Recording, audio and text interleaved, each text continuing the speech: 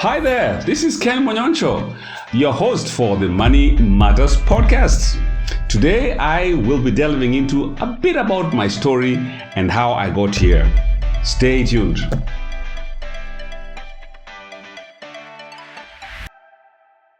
Well, today we will be delving into knowing the person Ken Monyoncho. Who is Ken Monyoncho and why does he think that he is the person who can speak to you about personal finance?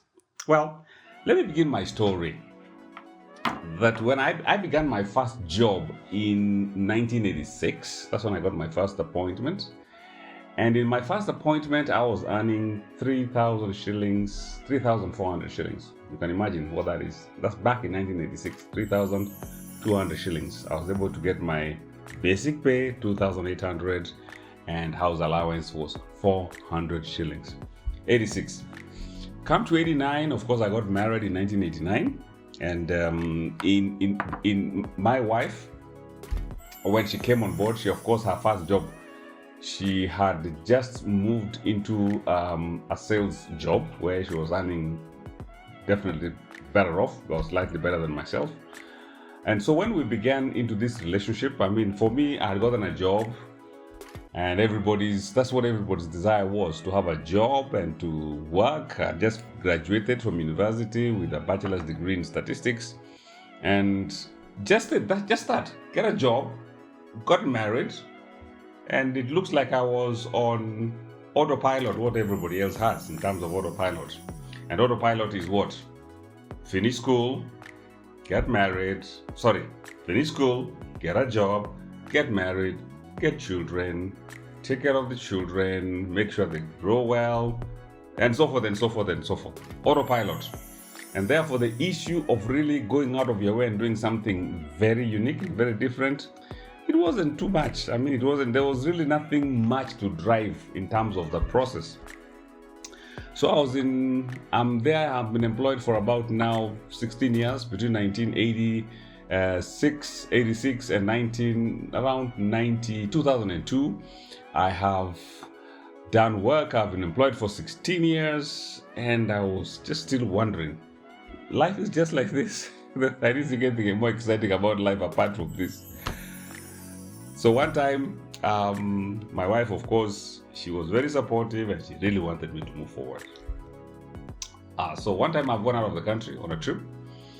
I'm away. So when I come back, I get a letter. She tells me she applied for a job for me. I said, what? You did? Yes. Where? And she mentioned she had applied for a job at the Nairobi Securities Exchange. I said, okay, that's nice.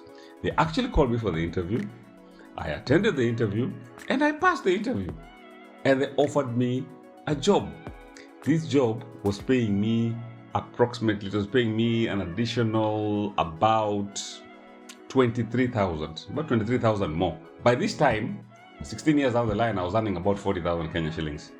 So where I was going, they are now offering me around about 63,000 Kenya shillings. Well, my immediate boss was very happy for me.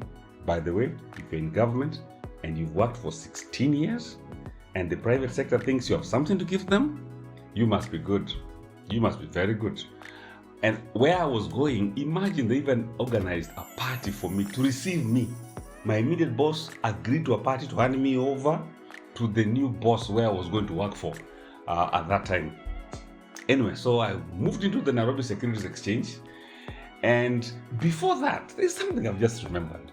Before that, this trip that I had gone to the US, we were actually with the central bank governor in that trip. We were with the Minister of Finance, and we were with a few other dignitaries. And when we kept on talking, and I asked them, because my desire, I wanted to really work in the central bank. This is what he told me. As soon as we go back, he asked me, do you have a master's degree? I said, I don't have. He said, go to university, do a master's degree. As soon as you finish, come back. I will give you a job at central bank. I said, I am going to do that. So when we came back, of course, immediately, I decided I want to sign in. I want to go and register for an MBA class, and specifically finance. So I went, signed up for the MBA class and MBA finance. So I went to the university, I took the forms and I applied for an MBA finance, and I was accepted for an MBA finance class. So generally, I began the MBA finance class before I got a transfer, because I was really hoping that I can get this this central bank job.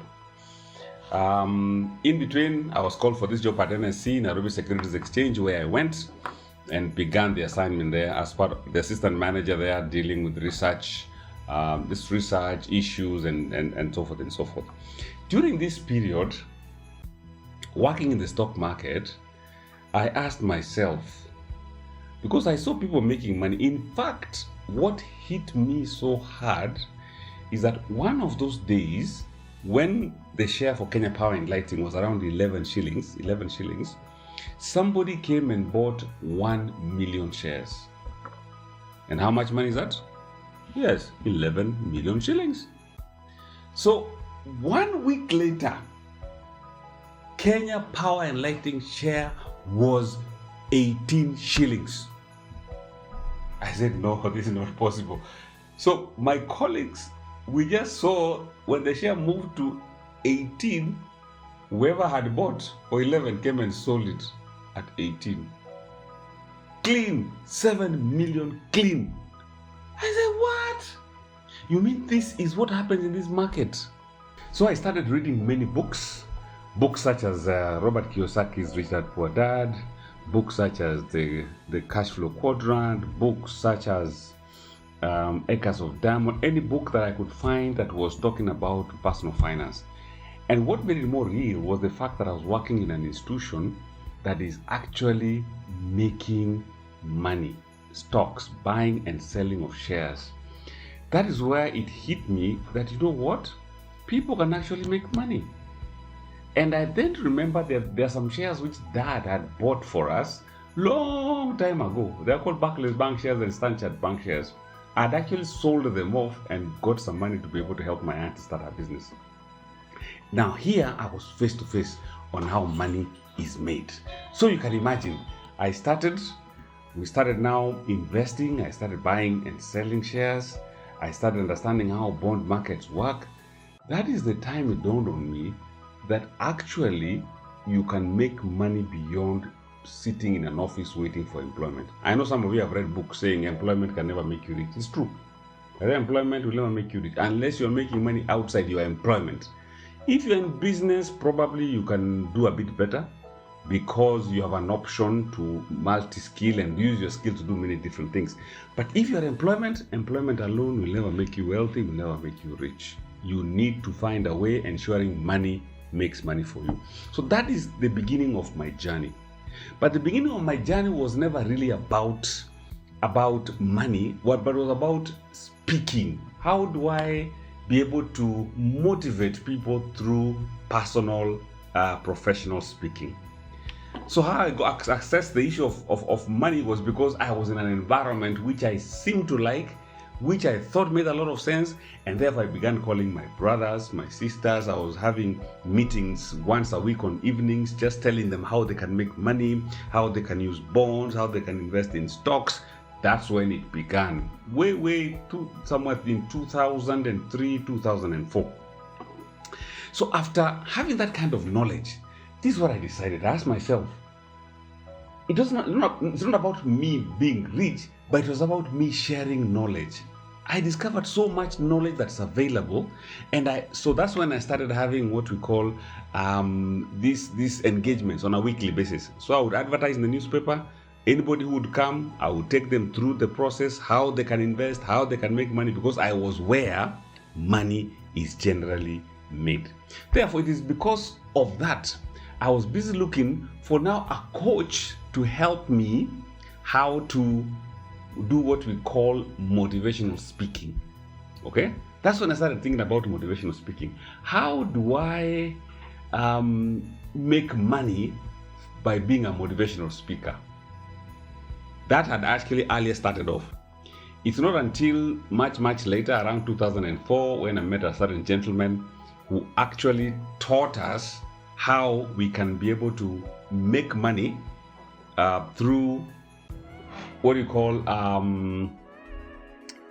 speaking, professional speaking. And of course, we didn't know what professional speaking was. We are many of us who came together, and he motivated us, taught us. So after the discussion, this is what he told me. He told me, if you want to be an inch or a foot above other people, you must think about how you can write a book. What? Write a book? Hey, that's a very difficult thing. How do you start writing books? He said, no. Even if it's self-published, so long as you have a book, that is going to be an advantage for you. I said, okay, but what am I going to write a book on? On what topic will I write a book on? I thought, I said, I'm going to write a book on how to invest in the securities market. That's my first thought, and that's my first book that I wanted to write. So I started writing. Unfortunately, somewhere along the way, the people who I was telling I'm writing a book, they're telling me, now you want us to invest, Monyoncho. But where is the money? How do we get the money for investment? So I decided I'm going to write the book on how to save money for investment. Okay? So that is my first book. In fact, after I talked to the publisher, he told me the most important way of writing a book is showing people how. So the how of it, that's what motivated me now to talk about how to save money for investment. Of course, after I saved money, I went ahead with the second book on how to invest in the securities market, or how to make money through investment. And that's what I've been doing so far. It's not really about making the money per se, which is the process and which is good, because then the same principles I share with people, the same discussions is what I also practice. Because I've seen how you can make money in the stock market, in the bond market.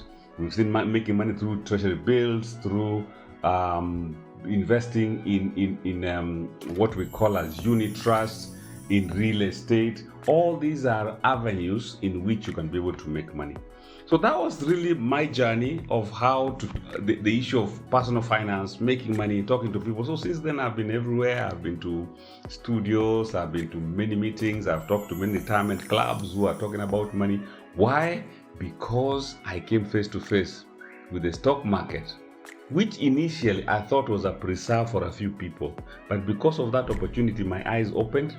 I said, if I can read so many books that are made, that have been written by other people, all the books we see in the market, many of them are Western books, very few are from the East. They're all about finance, like the Millionaire Mind.